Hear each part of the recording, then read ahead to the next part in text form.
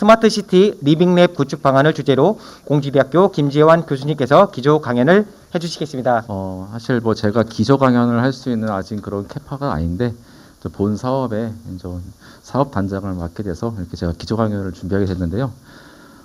사실 오늘 이 내용들이 우리가 앞으로 하고자 할 오늘 스마트 베뉴 사업에 대한 내용과 그다음에 앞으로 밖에 프로테크에 대한 부분들을 좀 정리해가지고 제가 내용을 좀 추려봤고요. 그래서 이걸 통해 가지고선 우리가 향후에 좀 어떻게 좀 변화가 될지를 한번 예측해 보고자 합니다.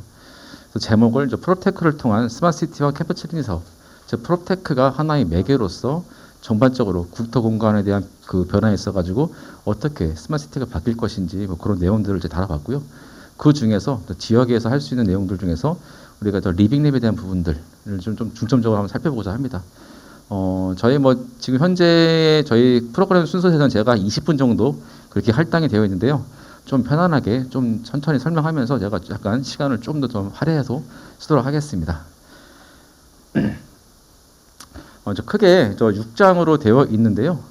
크게 제가 준비한 순서고요. 제가 프로테크 관련된 이런 강의를 갈 때마다 항상 나오는 그림들입니다. 50년 후의 세계는 이게 1970년도 초반에 모 신문지에 게재되었던 그림들이고요. 그 당시에 주된 사람들의 이슈들은 주로 이거예요. 지분, 수륙 양육으로 갈 수 있다.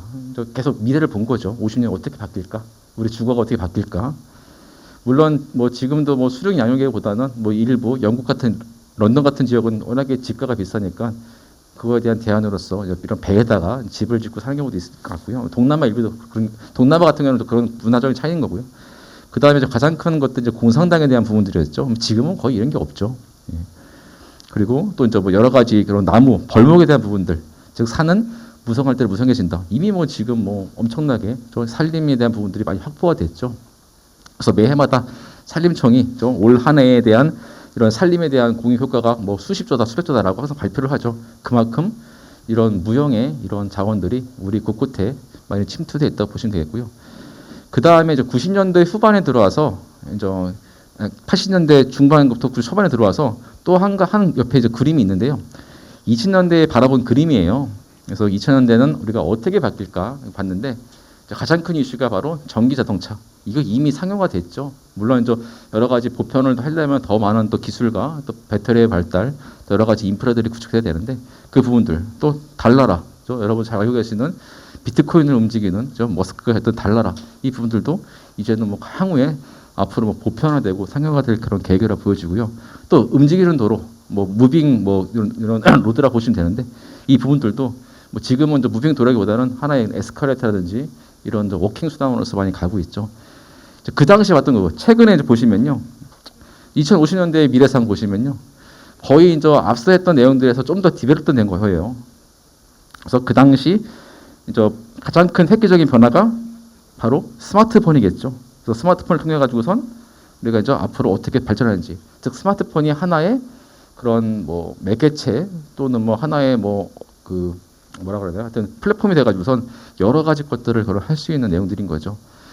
자, 이렇듯 우리를 둘러싼 여러 가지 환경의 변화들이 기술을 통해 가지고선 이제 많이 변화되고 있고 바뀌어가고 있다고 우리가 이렇게 알 수가 있겠는데요. 그래서 항상 제가 프로텍의 내용들을 좀 소개를 하고 설명을 드릴 때 이 그림에 대한 예제를 가지고서 그냥 간략하게 청중들한테 화두를 던집니다. 이제 앞으로의 또 2100년대 어떻게 바뀔 것인지 이 역시도 큰 여러 가지 논의거리라고 볼 수 있겠는데요. 그렇게 간략하게 말씀을 드리고서 본론적으로 내용을 좀 들어가도록 하겠습니다. 자, 스마트시티라는 말들은 다 잘 알고 계실 거예요. 그죠? 이거에 관련된 여러 가지 우리나라의 정책들 보시면은 가장 우리가 잘 알고 있는 게 바로 UCT겠죠. 유비쿼터시티 해가지고선 동탄 신도시를 시범 단지를 해가지고선 처음으로 우리 국내에 도입됐던 그런 사업들이죠. 이 개념들이 점점점 진화됨으로써 스마트시티로 바뀐 거죠. 그래서 잘 알고 계시다시피 바로 4차 산업혁명 시대의 이런 혁신 기술들, 즉 빅데이터, IoT 이런 부분들, 이런 것들이 우리 실생활의 삶에 녹아들면서 점점점 삶의 질을 더 향상시키고 그리고 도시의 지속 가능성을 높이고자 이렇게 하는 것들이 바로 스마트시티에 들어간 주된 기술들의 원천이라고 보시면 되겠죠. 그래서 일반적으로 도시의 바로 ICT, 빅데이터 이런 걸 통해 가지고선 각종 도시 문제를 해결하고 궁극적으로 우리 인간에 대한 삶의 질을 제고하는 그런 하나의 도시 모델로 정의가 되고 있죠. 이제 처음에 좀 뭐 주택도 없고 여러 가지 도시들이 좀 정비되지 않을 시에는 신도시 개발이 주된 관심사였죠. 그래서 각각의 이런 신도시들이 개발이 되고 그 개발된 도시들이 하나의 관리가 이루어지고 그러다 보니까 여러 가지 노후가 생기겠죠. 그래서 재생에 대한 의미들이 아마 이제 오늘 토론에 자장을 맡으신 윤영호 원장님께서 거의 도시 재생에 있어서의 초기 선두자이시고 가장 많은 연구를 하신 분이신데 초기에 이런 도시 재생도 시범 사업으로 시작이 됐죠. 이 시범 사업들이 90년대 중반부터 이루어지면서 2000년대 초중반 오면서 거의 뭐 활성화되고 두 정부에 걸쳐 가지고 재생 사업이 큰 화두였죠.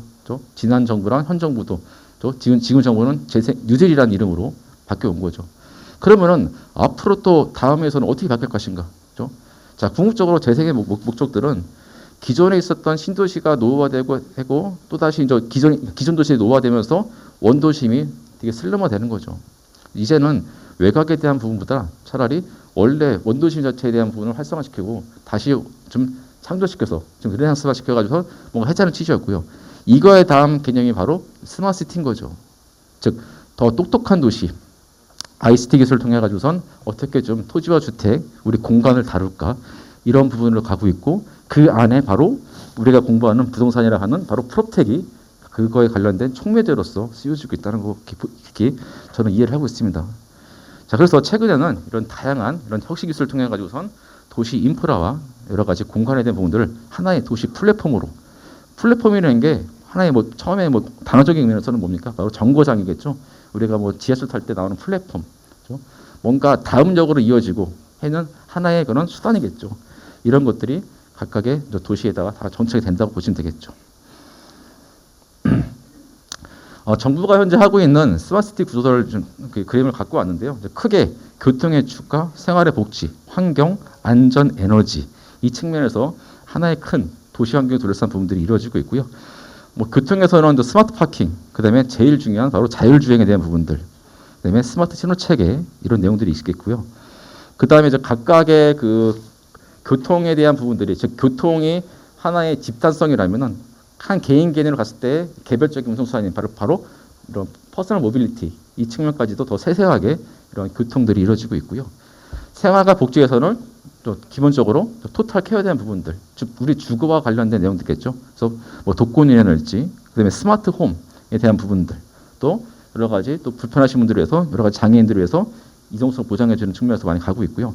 경제는 디지털 마켓플레이스, 공유 경제, 그다음에 크라우드 소싱 포털 이런 부분들이 큰 주제를 이루고 있고요. 환경에 대한 부분들은 여러 가지 인프라에 대한 내용들이겠죠. 상하수라든지 폐기물. 제가 또 어제 또 충남에서 사업하시는 분이 한 분 계신데 AI가 터지면은 이런 조류들을 살처분하게 되는데 여러 가지 비용이 많이 든대요. 그래서 농림부가 요거에 대한 부분들을 이동식 살처분해서 뭔가 하나의 장비를 통해 가지고선 스스로 가가지고 할 수 있는 부분들. 마찬가지 이것도 뭡니까? 궁극적으로 환경에 대한 부분들을 고려한 내용들이겠죠. 그다음에 안전에 대한 부분들, 사고에 대한 부분들, 그다음에 재해 재난 이런 부분들이요. 에너지에서 뭐 전기에 대한 부분들, 그다음에 뭡니까? 바로 태양광에 대한 내용들 이런 식으로 점점점 스마트시티 구조도를 우리가 놓고 볼 수가 있다는 거죠. 정부의 정책들을 좀 놓고 봤는데요. 궁극적으로 바로 혁신 성장을 위해서 바로 스마트시티 등 신산업 부분에 크게 이제 7가지 내용들을 놓고 볼 수가 있겠는데 8가지 내용을 볼 수가 있겠는데요. 바로 스마트시티, 그다음에 DNA, 데이터, 네트워크, AI, 인공지능, 그다음에 핀테크. 자, 핀테크는 파이낸셜 테크놀로지라고 볼 수 있는데요. 이거는 이제 프로텍에서 나왔던 분에서 한 영역을 차지하는 부분이에요. 주로 이제 금융에 대한 부분들, 뭐 잘 알고 계시는 이런 홈뱅킹이라든지 모바일 뱅킹 부분들이 바로 핀테크의 기본적인 그런 내용이라고 보시면 되겠죠. 그다음에 미래차, 바로 전기랑 수소를 이용한 차들, 그다음에 드론, 에너지 산업, 스마트팜, 농업적 스마트팜, 스마트 팩토리 이런 부분들이 바로 정부가 제시하고 있는 스마트시티 안에 들어있는 8대 성장 동력이라고 우리가 이해할 수가 있겠습니다.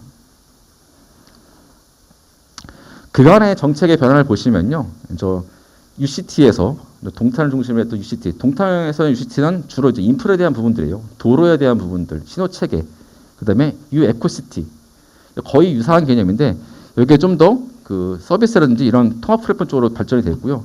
이제 오늘날 바로 스마트 시티로 이어지고 있는 그런 변화를 가지고 있다고 보시면 되고요. 하나의 표를 보시면 쉽게 우리가 알 수가 있겠는데요. 그래서 1단계 UCT에서는 바로 이제 기본 관련된 종합계획법과 그다음에 또 중앙정부, 즉 국토부 중심으로 이 사업들이 시범단지를 중심으로 이루어져 왔고요. 주로 신도시에다가 이런 시범단지화하는 사업들이 있고요.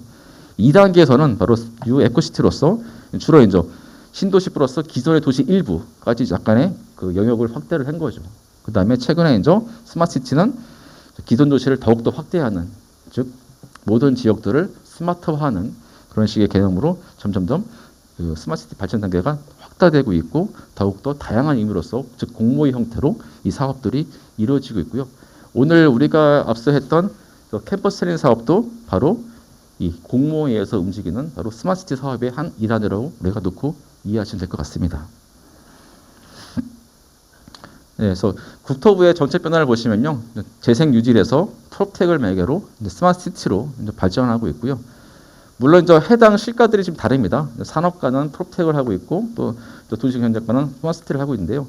궁극적으로 놓고 본다면은 사실 서로 매치가 될 수밖에 없어요. 공간 안에 들어가는 것들은 바로 주택과 토지, 그 안에 계량물들이 하나의 전반적으로 이런 도시 안에 들어간 내용이니까 서로 간에 연계적으로 갈 수밖에 없다는 거죠. 그 중에서 바로 3차 스마트 도시 종합계획과 그다음에 제1차 작년 12월에 나왔던 제1차 부동산 서비스 산업 진흥 기본 계획, 이런 부분들이 아마 두 가지 내용들을 규율하고 있는 종합적인 계획 아니라고 보시면 되겠고요.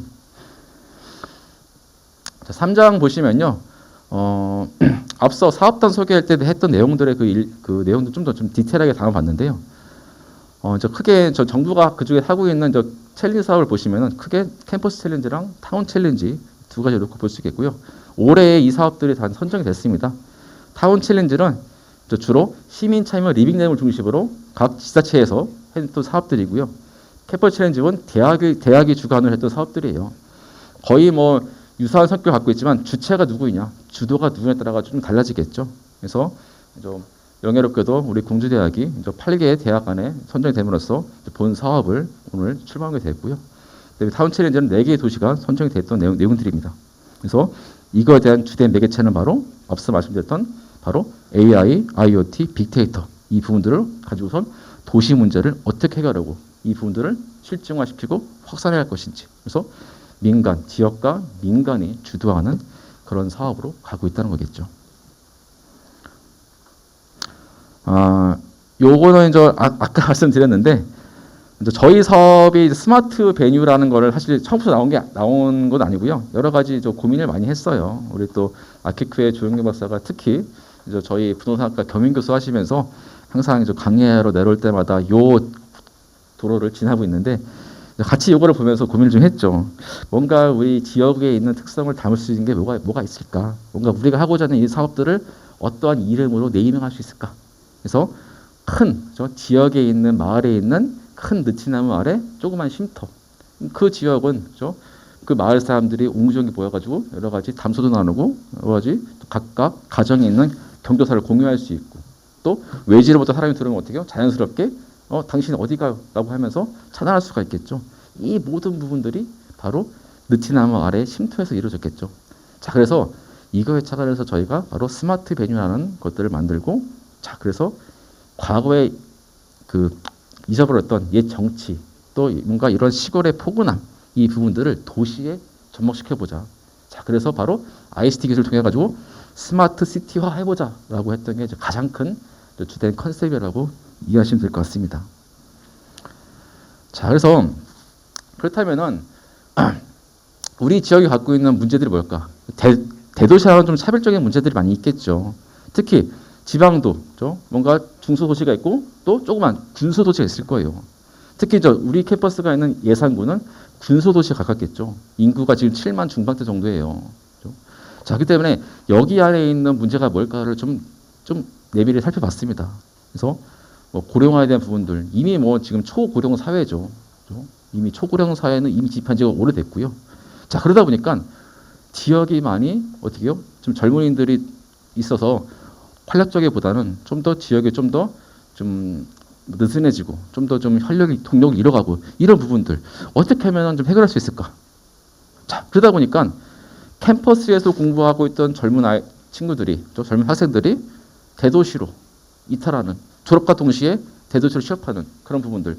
이 우수한 인재들을 우리가 키워내서 이 지역에 정착해서 더 이 지역에 활성화할 수는 없을까? 이런 부분들을 좀 고민을 했고요. 그래서 젊은 층이 이탈된 부분들을 좀 방지해보자, 막아보자. 자, 그러려면은 궁극적으로 인프라 부분들 좋아져야 되고, 그렇죠? 그리고 순간적으로 좋은 직업군들, 또 좋은 산업체들이 있어야 되겠죠. 자, 따라서 이러한 안 좋은 부분들에 대한 부분들이 궁극적으로 국토 공간에 대한 그런 비효율성으로 갈 수밖에 없다는 거예요. 자, 그러다 보니까 스마트 격차. 지금도 스마트폰을 못 쓰시는 분들이 꽤 있으세요. 저희 부모님도 여든이 넘으셨는데 힘들어하세요. 제가 얼마 전에 이렇게 좀 바꿔드리려 했는데 힘들어하세요. 그만큼 기술에 대한 활용도 되게 무서워하세요. 특히 조그만 도시로 갈수록 이 기술을 누릴 수 있는 혜택들, 이 기술이 있어봤자 어떻게 하는지를 몰라요. 그러면 우리가 발벗고 이걸 좀 해결해보자. 이런 차원에서 저희들이 이 사업을 준비를 하게 됐던 겁니다. 자, 그래서 지역에 있는 문제들을 한번 쭉 이슈들을 이렇게 한번 쭉 정리해 보니까 뭐 만성질환부터 여러 가지 부분들, 특히 초고령 지역이다 보니까 뭐 고독사라든지, 그 다음에 뭡니까? 또 식사에 대한 부분들, 그렇죠? 먼저 돌아가시는 또 배우자가 생기겠죠. 또 공동체에 대한 부분들, 또 문화에 대한 부분들. 자, 특히 개인 방송. 요새 뭐 젊은 사람들은 유튜브 통해 가지고선 다 할 수가 있잖아요. 근데 이 부분들. 그다음에 또 지역에서 있는 어린아이들, 초중고에 있는 이런 한참 공부할 아이들이 좀 더 격차가 생기겠죠. 그러면 어떻게 이런 교육에 대한 부분들도 좀 우리가 좀 더 도시와 비슷하게 해줄 수 있을까? 자, 그다음에 뭐 피난처에 대한 부분들, 빈집에 대한 부분들. 전공이 부동산이다 보니까 그런 부분을 많이 볼 수밖에 없겠죠. 그래서 특히 빈집이 너무 많아요. 지역의 빈집들이요. 이 부분들을 어떻게 우리가 정보를 활용하고 우리가 잘 알고 있는 최유 이용을 통해 가지고 얘를 잘 활용할 수 있을까? 그 내용들을 종합적으로 이슈 키워드를 쭉 한번 나열을 해봤어요. 자, 그래서 총 6가지의 그런 솔루션을 묶어봤습니다. 그래서 스마트 공동 문화에 대한 부분들, 스마트 교육 지원, 방범에 대한 부분들, 또 피난처, 혹한 혹서기에 피난처들, 헬스케어, 그다음에 스마트 정보 강점, 앞서 했던 빈집에 대한 부분들, 또 군내 안에 있는 지역 정보들, 이것들 어떻게 좀 우리가 종합해 볼까? 자, 그래서 이 솔루션을 저희들이 6가지로 추출을 해봤고요. 그렇다면 이 솔루션을 담는 뭔가의 그릇이 필요할 거 아니에요. 그래서 얘를 우리 마을의 우리 마을의 스마트한 느티나 마을의 쉼터라는 그런 부제를 통해 가지고선 스마트 베뉴라는 그런 이름을 네이밍을 하고요. 이를 통해서 지자체가 할 수 있는 모형 하나, 그 다음에 또 권역 공기업인 충남개발공사 할 수 있는 모형 하나, 2가지 타입을 저희들이 제안했습니다. 첫 번째 타입은요, 지자체가 갖고 있는 유후 자원들, 쉽게 말해서 군이 또는 해당 시가 갖고 있는 유후 부지들을 어떻게 하면 활용해서 했을 수 있을까? 처음에는 그래서 모듈러 형식으로 제안했었어요.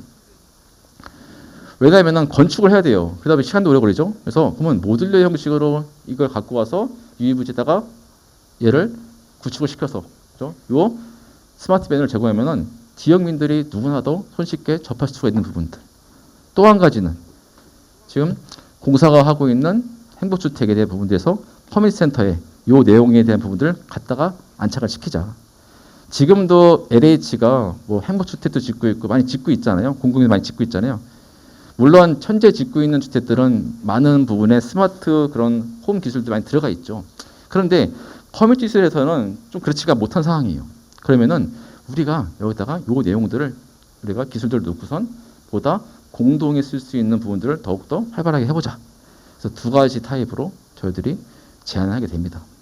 따라서 궁극적으로 이 사업을 통해서선 지방 소도시가 안고 있는 문제들을 실증해보고 솔루션을 풀어보자. 그 다음에 여기에 들어갈 서비스 코디네이터를 통해서 지역의 일자리, 얘가 또 전국적으로 확산되면 어떻게 해요? 더욱더 많은 직업군이 생기겠죠. 그래서 창업과 신규 일자리를 창출해보자. 그리고 권역 공기업인 충남개발공사 하고 있는 이 사업에 이걸 베뉴 타입을 원칙으로서 더욱더 확산해보자. 그래서 이런 취지로 저희들이 요 스마트 베뉴라는 것들을 제안을 했습니다. 지금까지 했던 내용들에 대한 인포그래픽인데요. 여기 보시면은 우리말의 스마트한 느티나 말의 쉼터예요. 자, 저기 밑에 보시면은 뭐 사람들이 옹기종기 모여가지고서 뭔가 이야기를 나누죠. 식사도 하고 뭔가 이야기도 하고 하면서 여러 가지 그런 사랑이 꽃피고 문화가 꽃피는 곳이에요. 이제는 거의 이런 곳들이 없죠. 그래서 이러한 부분들을 좀 한번 기술에다 한번 얹혀보자라는 게 가장 큰 취지였어요. 그래서 안전하고 건강한 삶, 또 고령 심화에 따른 사적 비용을 절감해보고, 또 지역의 새로운 기회들을, 즉 서비스 코디네이터를 통해 가지고 지역의 새로운 기회들을 한번 발굴해보자. 그래서 궁극적으로 스마트 격차를 해소하고 청년과 인구에 대한 부분들을 이탈 없이 그 지역에서 더욱더 유입해서 더욱더 이런 군속 도시들이 활성화되고 이 스마트 기술들을 누려보자. 그런 게 궁극적인 이 솔루션의 바로 목적이라고 보시면 되겠죠. 이 스마트 베인에 구현되는 기술들이에요. 크게 하나의 그림으로 좀 볼 수가 있겠는데요. 그래서 뭐 헬스케어에 대한 부분들, 방범, 피난처, 콘텐츠, 1인 방송국, 그다음에 스마트 정보광장, 이 부분들이 엣칭 컴퓨터라든지 AI, IoT, 그다음에 AI 기반에 대한 이런 음성인식 기술들, 그다음에 오픈 API를 통해 가지고선 이런 서비스들이 구현 기술이 이루어지는 거죠. 그래서 이 기술들이 암호화돼서 각각의 베뉴에다가 데이터들이 정리가 되겠죠. 그래서 데이터들이 등록 관리가 되고 데이터들이 관리가 되겠죠. 이걸 통해 가지고 베뉴 플랫폼이 궁극적으로 정부가 하고 있는 스마트시티 포털 플랫폼에다가 통합 플랫폼에 얹히게 됨으로써 이 하나의 그런 지역적인 데이터, 하나의 이런 스파인 데이터들이 점점점 중앙에다 연결되면서 더 궁극적으로 이 사업들을 좀 확산할 수 있고 뭔가 좀 데이터들이 좀 체계화될 수 있는 그런 식의 되는 저희들이 기술에 대한 설계를 하게 됩니다. 그래서 맨 우측에 보시는 것처럼 이 내용들이 하나의 그림으로서 저희들이 설명하는 내용들인데요. 그래서 이렇게 형태로 저희들이 볼 수 있겠고요. 실증 대상지에 대한 부분들은 앞서 말씀드린 것처럼 예산군에 대한 예산군과 그다음에 충남 개발공사 현재 하고 있는 아산시 배방에 있는 더 행복한 주택에다가 그 두 곳이 실증 대상지로 되고 있고요. 그 설명드린 것처럼 각각의 실증에 대한 여러 가지 현재 현황들을 정리를 했습니다. 추진 목표를 보시면요. 저희들이 약간 이 사업이 좀 기간들이 좀 단축이 되고 여러 가지 좀 상황들이 바뀌면서 애초에 제안했던 내용들과 좀 다르게 좀 신속하게 추진이 필요해요. 그래서 다음 연도에 가기 위해서 여러 가지 평가를 받아야 되는데, 그래서 구축을 빨리 끝내고 그 다음에 최소한 3개월 정도는 저희들이 실증을 통해 가지고 데이터들을 쌓아야 돼요. 이 데이터를 가지고 분석을 하고 이 데이터를 통해 가지고 뭔가의 하나의 확산에 대한 전체적인 그런 내용으로 제시가 필요하거든요. 그래서 좀 더 신속하게 되어 있고요. 또 한 가지 큰 특징 중에 하나가 성동구가 현재 하고 있는 스마트 심트라는 게 스마트 정류장이 하나 있습니다. 거기는 스마트 정류장 안에서 지금도 아마 대도시 가시면은 정류장 앞에 그 버스 오는 시간표 다 그 대시보드로 나와 있죠. 그리고 간략하게 그날의 온도, 일기예보 같은 것들, 그다음에 공기질 상태 나와요. 그게 기본적인 스마트 심트에 대한 기본 개념인데요. 자, 근데 문제는 뭐냐면요. 거기 안에 있는 이용하는 사람들의 정보들을 어떻게 할 수가 없어요. 공공 정보들이고 또 특히 이 스마트 기술에 있어가지고 가장 큰 문제가 바로 개인정보 보호법들, 즉 데이터 3법에 대한 부분들이 가장 큰 제약인데 그 상황에서는 데이터를 어떻게 활용할 수가 없어요. 근데 우리 베뉴에서는 그 부분을 좀 보완할 수 있는 차원에서 저희들 준비를 했습니다. 그래서 기존에 있던 그런 홈 네트워크 데이터, 즉 스마트 홈이라는 즉 가정에 있는 데이터들이 또 도시에 있는 데이터들이 서로 중간에 있는 그레이존에 있는, 자 그래서 베뉴를 이용하는 사람들에 대한 부분들은 바로 공통적인 공간인 거고 사적인 공간과 서로 중간에 있는 역할을 하는 거예요. 이 가교 역할에 대한 부분들을 바로 데이터 허브로서, 즉 개인 공간과 도시 공간의 중간적인 지점에서 바로 우리 베뉴에서 나오는 데이터들을 우리들이 분석할 수가 있다는 거죠. 그러한 차이를 가지고 있고요. 또 한 가지는 궁극적으로 이 사업이 일자리를 창출하고 새싹 기업을 더욱더 양성하는 사업인 거예요. 자, 그러다 보니까 이걸 통해 가지고 나올 수 있는 부분들, 즉 서비스 코디네이터를 통해 가지고선 직업군이 생길 수 있겠죠. 그래서 궁극적으로 이러한 교육을 위해서 지역에 있는 거버넌스들, 즉 지역 주민과 또 저희 대학가, 그다음에 지자체, 그다음에 지방 기업들, 공기업들, 또 시민단체에 모여가지고 거버넌스를 꾸리고 또 성과라든지 만족도 이런 평가를 위해서 각종 전문가 또 시민들 모셔가지고 리빙랩 꾸려서 크게 두 가지 형태로다가 저희 대학은 이 부분들을 앞으로 준비를 하게끔 되어 있습니다. 그래서 그렇게 형태들이 저희들이 이루어져 있고요. 따라서 이 사업은 지방 소도시가 안고 있는 도시 문제를 해결하고자 하는 그런 시도였고요. 그 다음에 그레이조라고 하는 공공 데이터 플랫폼을 연계시킨다는 부분들, 그 다음에 다양한 응용 솔루션을 개발하고 서비스를 적용하고, 그 다음에 지역 특성에 맞게끔 한다는 거죠. 앞서 저희가 뭐 지자체 모형 하나 할 수 있을 거예요. 대부분의 이제 다른 대학 콘서트들도 거의 그런 식인데 저희는 좀 타입을 두 가지로 분류를 해봤어요. 그래서 실제 좀 커스텀 메이드한 그런 부분을 가보자라는 거고요. 데이터 그레이징을 통해 가지고선 우리가 과거에 할 수 있었던 데이터에 대한 한계들을 좀 극복하고자 그런 시도를 하게 되었습니다. 기존에 있던 사업들과 좀 비교를 해본 내용들이에요. 그래서 요거는 크게 헬스케어, 교육지원, 공동생활편의 요 좀 옆에 표를 좀 보시면 될 것 같고요. 그래서 저희들이 비교한 표들을 한번 좀 보시면 될 것 같고요. 그래서 궁극적으로 이 사업이 종료가 되면은 스마트 베뉴가 2개 생길 거예요. 그럼 이거 앞으로 어떻게 할 건데? 그렇죠? 사업 운영 관리가 필요하겠죠. 그래서 사업이 종료되고 동시에 이 사업은 예산군과 충남개발공사에 대해 소유권이 귀속이 됩니다. 그러면 그 주체들이 운영 관리를 통해 가지고선 앞으로 더욱더 지가 갖고 있는 이 베뉴들을 더욱더 주민들을 위해서 활용하게 되겠죠. 거기까지 저희들이 내용들을 다 정리를 했고요. 그래서 조직 체제들은 저희 공주대학교가 주관기관이고, 그다음에 예산군과 충남개발공사, 그다음에 아키큐 플러스랑 퍼스트 마일을 통해 가지고 5개 콘소가 이루어졌고요. 사실 이 콘소를 꾸리기 위해서 여러 가지 저희들이 시도도 많이 했고, 뭐 처음부터 세팅된 게 이렇게 세팅을 못했어요. 계속해서 IT 기관들도 몇 군데가 이렇게 좀 왔다가 다시 이야기하다가 안 맞춰 떨어져 나갔고, 그래서 여러 가지 우여곡절 끝에 이 콘솔을 꾸려서 이 제안서를 쓰게 됐고요. 그래서 그 내용을 그거 대응 부분들이 구성체가 나와 있고요.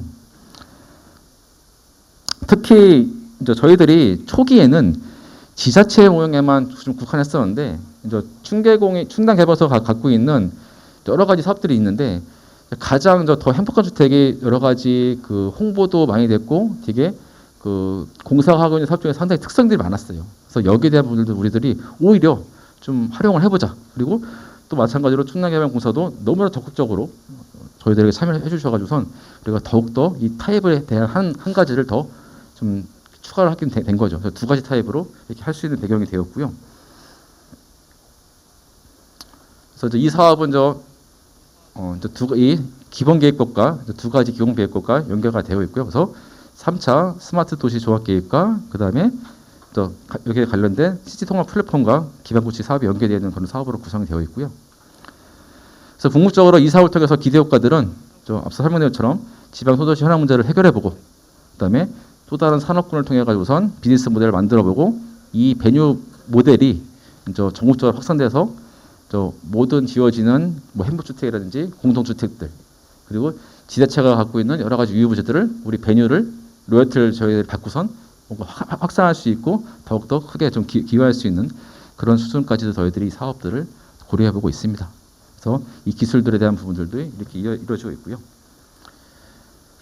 그래서 이 두 개의 타입들이 지역 현황과 그다음에 확산 거점으로 해서 충남도를 넘어서 전국 단위로 또 세계까지도 우리가 이 기술들을 확대하고 팔 수 있는, 지금 신기술 같은 신도시 건설 기술들도 이미 지금 해외 중동에다 팔아먹고 있잖아요. 마찬가지로 이 스마트 베뉴도 중동이라든지 해외에다가 뭔가 팔 수 있는 그런 기술의 원천을 저희들이 갖고 이렇게 할 수 있게끔 저희들이 앞으로 더 큰 노력을 하도록 하겠습니다. 여기까지가 저희 챌린지 사업에 대한 내용들을 말씀드렸고요. 잠깐만 물 좀 한 모금 마시고선.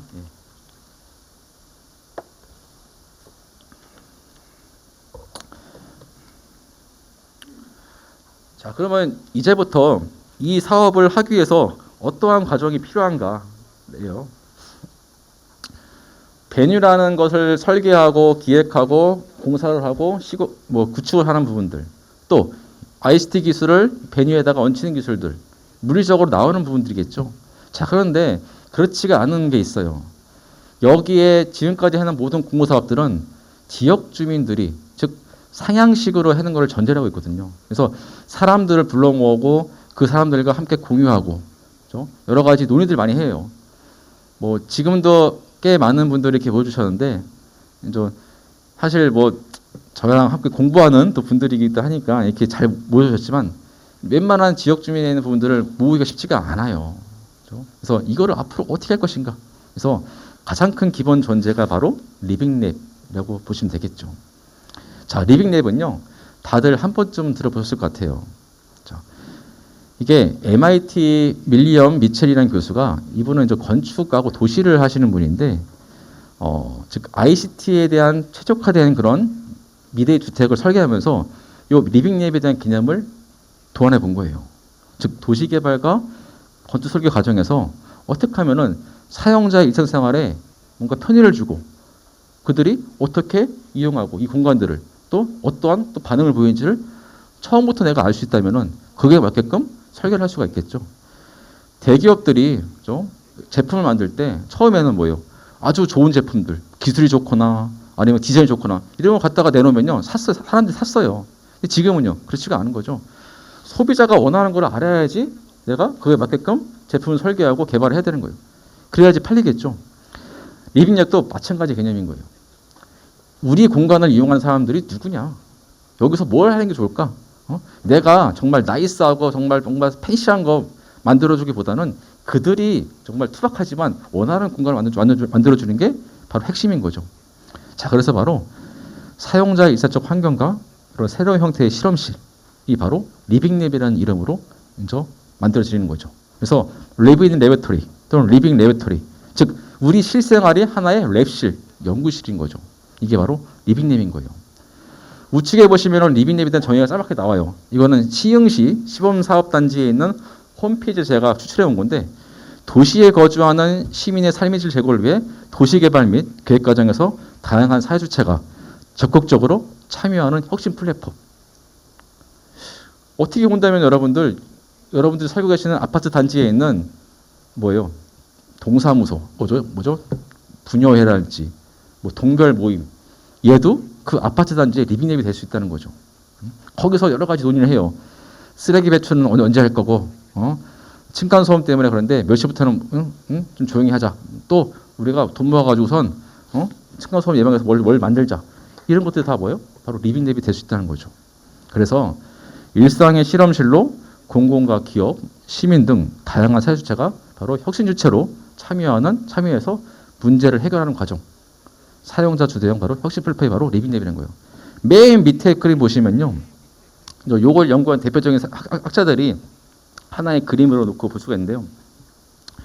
자, 이머지 테크놀로지, 뭔가 급부상하는 기술들이 있어요. 아카데미아, 뭔가 연구 집단들, 학자 집단들, 그다음에 유저, 사용자들, 퍼블릭, 공공의 입장, 펌스, 민간 기업들, 이 사람들이 모여가지고선 여러 가지 논의를 해요. 그래서 하는 리설트, 어떠한 결과를 낸다는 거죠. 그래서 리빙랩에 대한 개념들은 우리가 이렇게 놓고 볼 수가 있게 되고요. 자, 리빙랩 초기는요, 개발 초기에 사실 어떻게 본다면은 마케팅에서 많이 좀 들여다볼 수 있는 내용들인 거예요. 마케팅 개발자가 과거에 제품 주도의 시장에서는 좋은 제품 마음대로 됐겠죠. 근데 이제는 그렇지가 않은 거죠. 제가 중학교 때인가 수능에 영어 듣기 평가가 들어가면서 뭐 사실 시골에 거주하는 저로서는 영어를 듣는다는 게 네이티브 듣는다는 게 상당히 어려운 일이었어요. 자, 그래서 항상 수능 모의고사 보면은 듣기 평가는 거의 바닥을 쳤죠. 근데 마이마이 가지고선 테이프 찍 돌리면은 서너 번 돌리면 테이프가 늘어나요. 찌찌거리고요. 잘 들리지도 않고. 실제 그거 가지고선 시험 볼 때 보면은 잘 못 알아듣겠고. 근데 그거에 차가 난, 지금도 기억이 나요.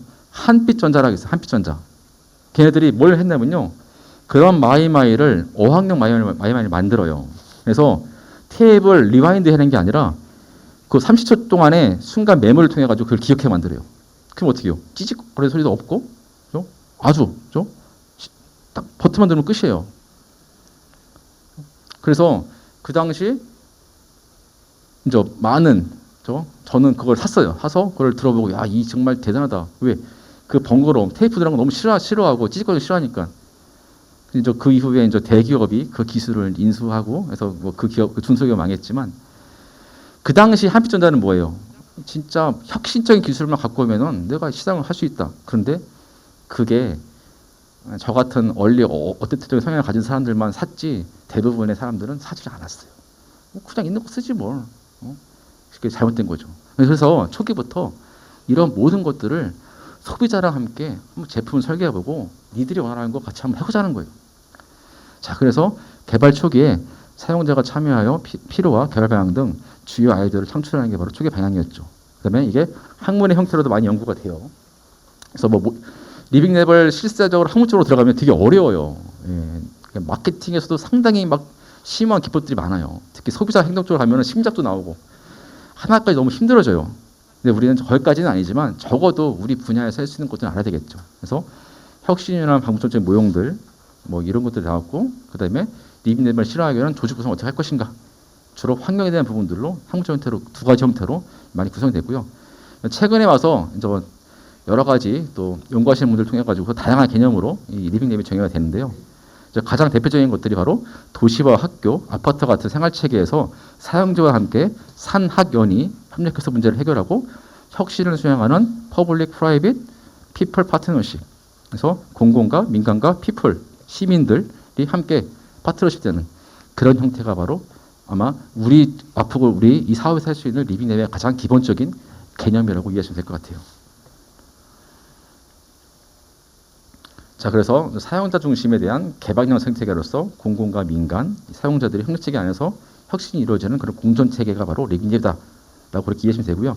여기에 이제 사용하는 방법론들이 꽤 있어요. 크게 이제 4가지가 있는데요. 서비스 디자인, 주로 마케팅에서 나왔던 개념들이에요. 서비스 디자인, 스테이지 게이트 프로세스, 디자인 싱킹, 그다음에 MPD, 신제품 개발할 때 쓰는 방법들, 이 부분들이 주로 리빙랩에서 원형으로 기술 방법론에 대한 그런 절차로 쓰여지는 그런 내용들입니다. 추가적으로는 뭐 현장 연구라든지 뭐 벤처 디자인, 이 부분들이 뭐예요? 주로 정성적인 형태의 부분들이겠죠. 주로 사람의 심리라든지 어떤 행태에 대한 부분들, 이 부분들도 뭔가 숫자화시키고 개량화되는 그런 과정으로 계속해서 이런 메소로지들이 개발이 되고 있다는 겁니다. 자, 그래서 바로 기존의 소비자들은 뭐예요? 바로 관찰의 대상이 되는 함께 창조하는, 함께 제품을 개발하는 그런 추세로 가고 있다는 거죠. 자, 그래서 바로 개발과 문제 해결의 주체로서 사용자에 대한 가치를 증대하는 바로 리빙랩의 개념들이 더욱더 확대되고 있다는 겁니다. 그래서 최근의 리빙랩들은 소비자의 변화와 과학과 기술의 발달, 산업의 범위와 시간의 변화 등 이런 부분들이 가장 큰 이유로 되고 있겠죠. 예를 들어서 이런 것들이겠죠. 뭐 어느 지역에서 뭐 주택이 공급 초과가 되어 있다. 그럼 왜 그럴까? 사용자에 대한 농자 참여. 아파트 건설하는 건설업자가 소비자 니즈를 보고 시장 변화를 보겠죠.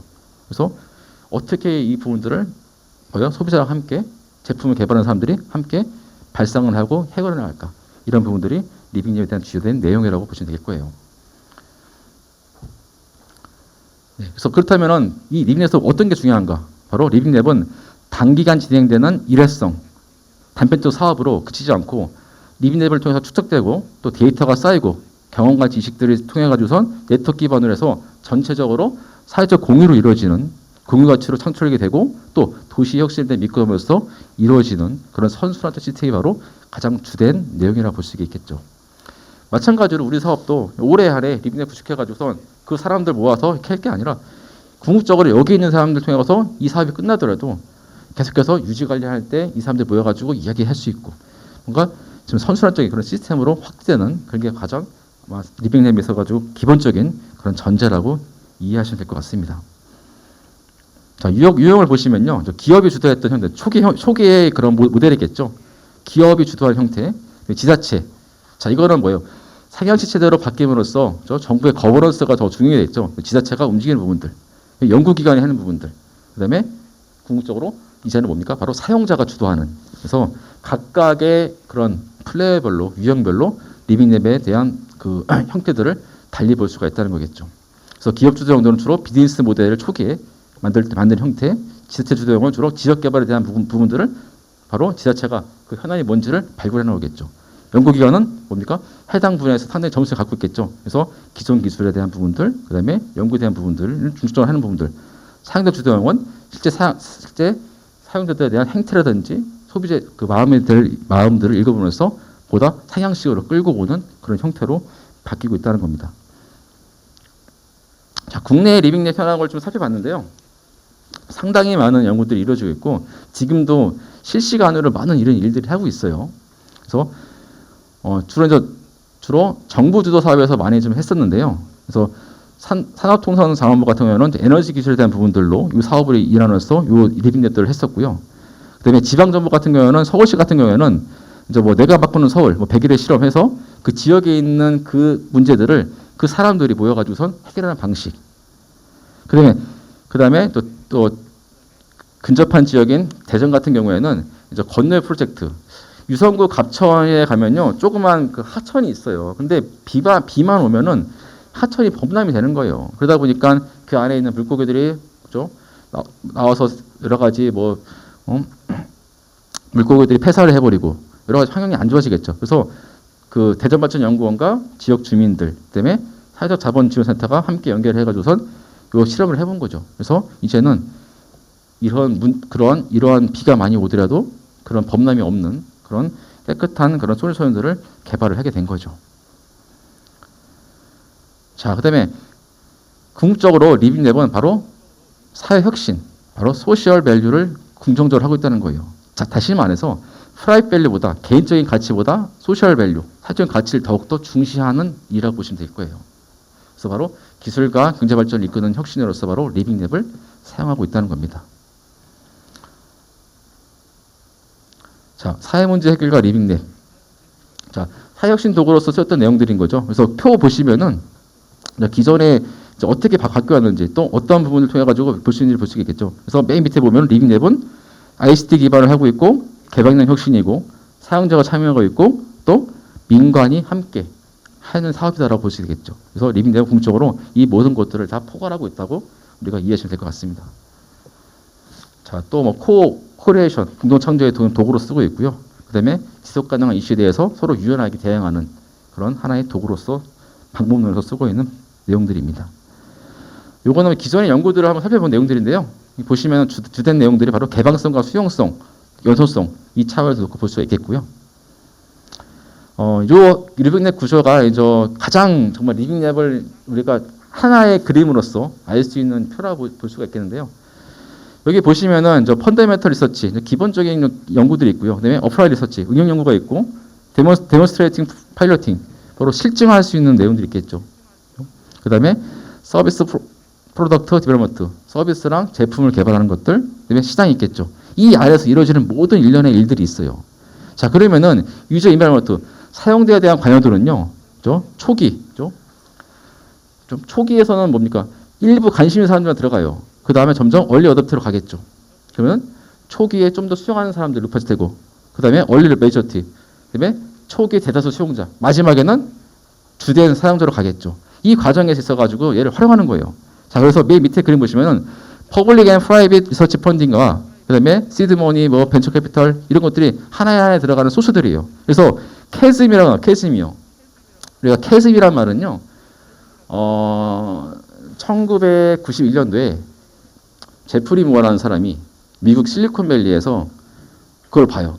실리콘밸리 하면은 우리 한참 닷컴 기업일 때 벤치마킹 했던 곳이겠죠. 그죠? 테헤란을 통해서 했던 것들. 그죠? 자, 실리콘밸리에서 상당히 우수한 기술들이 막 만들어져요. 그런데 이 부분들을 시장에 갖다 팔면은 바로 사람들이 몰려들어야 되는데 그렇지 않은 거예요. 그래서 이 사람이 그걸 들여다봐요. 뭔가에 간극이 있다. 캐즘. 그죠? 뭔가에 캐즘이라는 말은요. 영어 사전을 찾아보면요. 뭔가의 간극인 거예요. 이게 원래는 지질학에서 나왔던 내용인 거예요. 한 층과 한 층이 서로 꺾으면서 이루어지는 하나의 빈 공간들. 이걸 캐즘이라 해요. 캐즘. 다시 말해서 아무리 좋은 제품을, 좋은 기술을 가지고 만들어도 사람들이 받아들이는 건 어때요? 간극이 있는 거예요. 처음에, 이 기술 되게 신선하네? 그죠?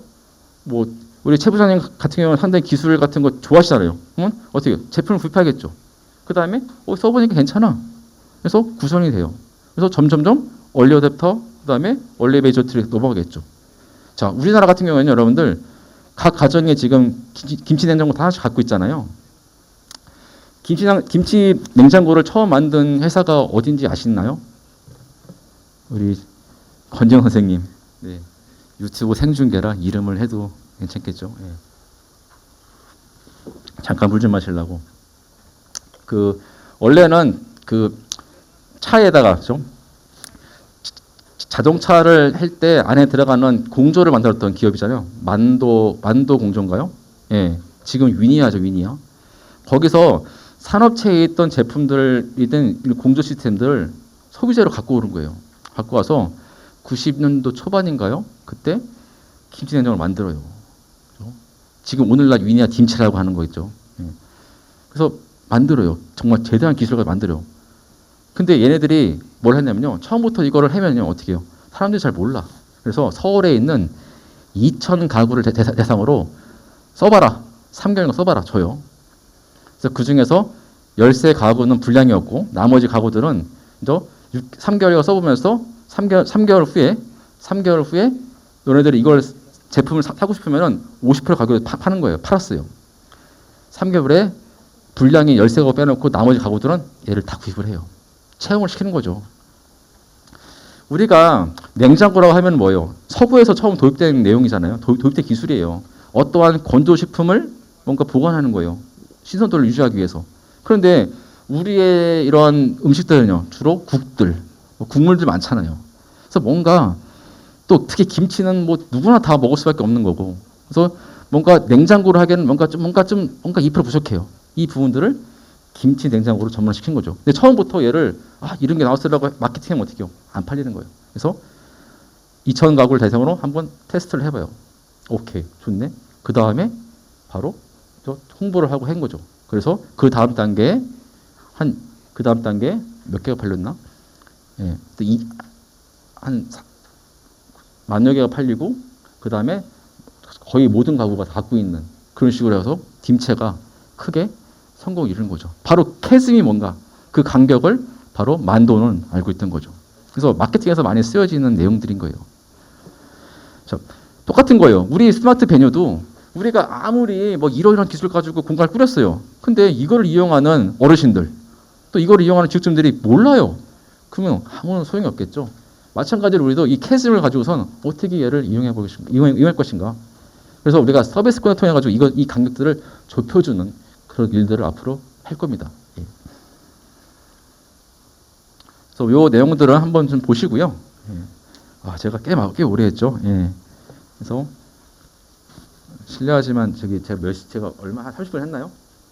40분 했어요. 예, 이제 빨리 마무리 좀 짓도록 하겠습니다. 근데 좀 디테일하게 설명을 드려야 되는데, 자 그래서 리빙님에 관련된 그런 방문들은 대표적인 바로 뉴 프로덕트 디벨롭먼트라는 프로세스 과정이 있고요. 자, 그 다음에 디자인 싱킹, 그 다음에 린 스타트업. 린이라는 뭐예요? 린이라는 뜻은 뭐예요? 삐딱한 거죠. 우리가 스타트업 할 때 뭐예요? 육성 선수들이 스타트업 할 때 뭐예요? 좀 닦기 하죠. 이게 바로 린이야, 린. 그죠? 탄력받고 빨리 나가기 위해서 하는 것들. 스타트업이란 뭐예요? 바로 시작하는 거예요. 근데 린. 서 있다가 뛰면 어떻게 해요? 빨리 못 뛰어요. 그러니까 어떻게 자세를 구부려야 되겠죠. 그 하는 방법들이 뭔가.